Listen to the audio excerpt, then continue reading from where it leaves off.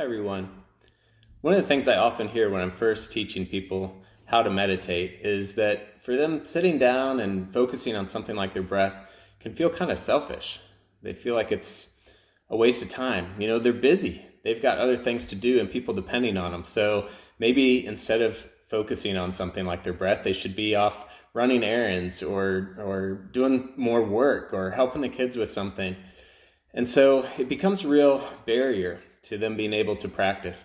And it's unfortunate because I think it's a major misconception. So I want to spend a second just thinking about it. When we're learning to meditate, we're developing skills that help us strengthen things like our patience, our wisdom, our ability to make really thoughtful decisions, our ability to sort of center ourselves and be present with what's happening and open-minded. These are things that can improve creativity, can improve focus, can improve your perseverance, all kinds of things that can be helpful in your work, right? So when I meditate, I don't think of it as selfish time. It really doesn't capture the experience. In fact, anytime I have something really important to do, I meditate first because I know I'm going to do a better job of it afterwards. After I meditate, I'm a better parent. I'm a better spouse. I'm a better psychologist. I'm a better professor. I'm really better at pretty much everything I do. So meditation is generous time. It's not selfish time. Mindfulness meditation is not about stopping your thoughts or emptying your mind. People can get really frustrated trying to focus on their breath and noticing that their mind keeps wandering to other things, but that doesn't mean that you're failing at the practice. Your brain is an incredibly efficient information processor, and it can process massive amounts of data very quickly. So asking it to stop doing that is not really the point. The point is to notice when that happens and bring your mind back to the object of awareness, like your breath. My favorite meditation teacher, Thich Nhat Hanh, has a nice way of describing this. He says that our thoughts and our emotions are often like a river, and we typically are caught up in them and being swept downstream. But the point of mindfulness meditation is not to stop the river from flowing, rather to swim to the banks and sit and watch it go by, mindfully observing the process. Sometimes our thoughts or our emotions are a gently meandering creek, and sometimes they're a raging river. But in either case, we don't have to stop them. We just have to bring our mind back to the object of our awareness. And our thoughts and our emotions themselves can actually be the purpose of what we're observing while we meditate. Mindfulness meditation is not always relaxing. A lot of times people are motivated to learn the practice because they say, I'm really stressed out and I need to learn how to relax. And you can generate a sense of peace in the practice that often does result in a deep sense of relaxation, which is usually pretty pleasant. However, that's not inherently what mindfulness meditation is for. When we're meditating, what we're trying to learn to do is to be able to turn toward things that are happening in the present moment with an open mind and an open heart. And sometimes that can be really difficult when we have to confront hard emotions or thoughts or situations. So if you're struggling while you're meditating, it's not necessarily a sign that you're doing things wrong. It can take a lot of courage to turn toward those difficult things, and the practice itself can feel upsetting at those times. But often that's where the greatest benefits come from.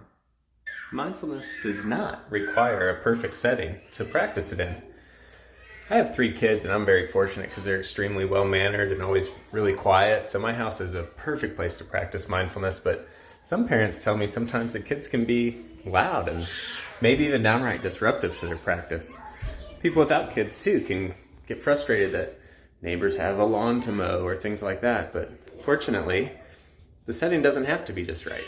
You can be mindful anywhere with pretty much anything going on, because to be mindful just means that you have to be present to what's happening, and that doesn't require any particular setting, including a quiet one. Mindfulness meditation is not always about hard work. A lot of times, people get the idea that if they don't bring a lot of discipline to their practice or they don't try real hard to commit themselves, that they're screwing it up and they can get mad at if they miss a day or something like that.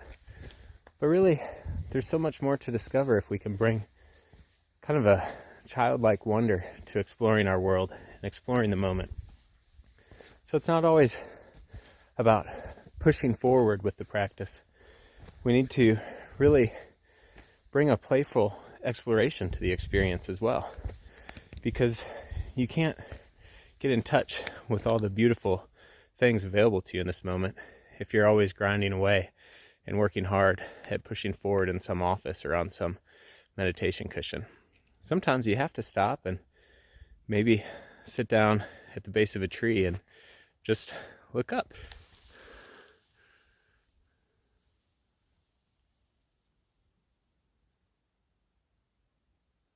Like you did when you were a kid.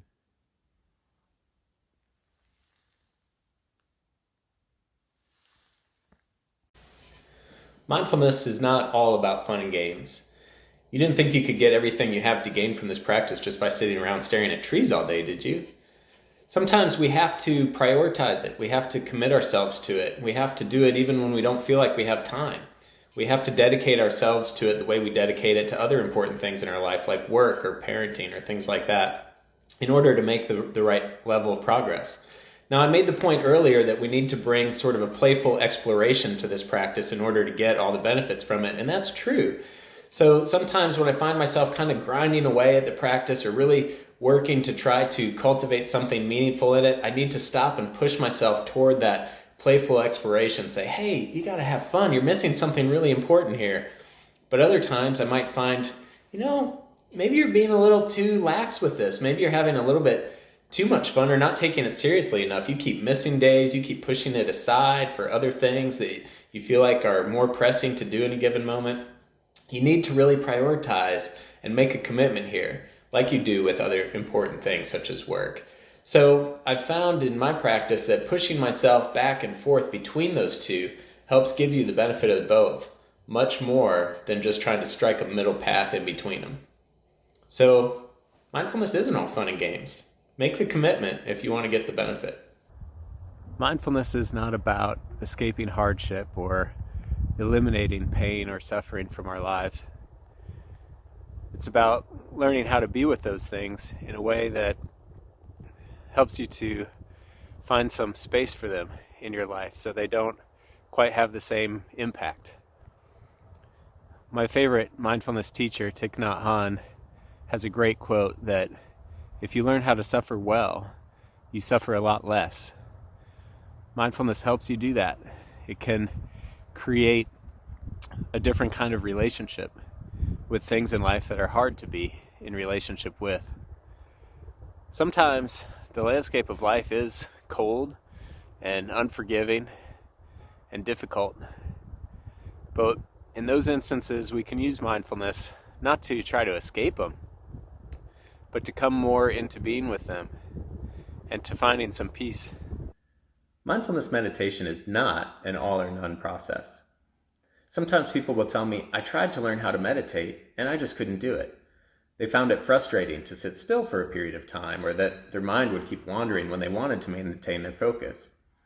So it's important to recognize that mindfulness meditation is a skill, like any other skill. You get better at it with practice. It doesn't make a whole lot of sense to say, can you do math, yes or no? Because people realize that everyone can do some math, and how much math they can do is a direct reflection of how much experience they have and how much they've practiced getting better at math. It's the same thing with mindfulness meditation. You might find that some things you want to meditate on are very easy to stay focused and present with, like looking at a beautiful sunset with an open heart and an open mind and being really absorbed in that moment is something a lot of people say they can do and they find quite pleasant. But when you turn that same open-minded, present moment awareness to something like your breath, or maybe even encountering a really difficult moment, that's when we realize this is not all or none. This is something that sometimes I feel like I can do and other times I feel like I can't do. So it's not a question of can you do it, yes or no. It's a question of how much have you practiced? And as your skill strengthens, what proportion of life experiences can you meet with your skill? So if you feel discouraged, stick with it. It gets better with time.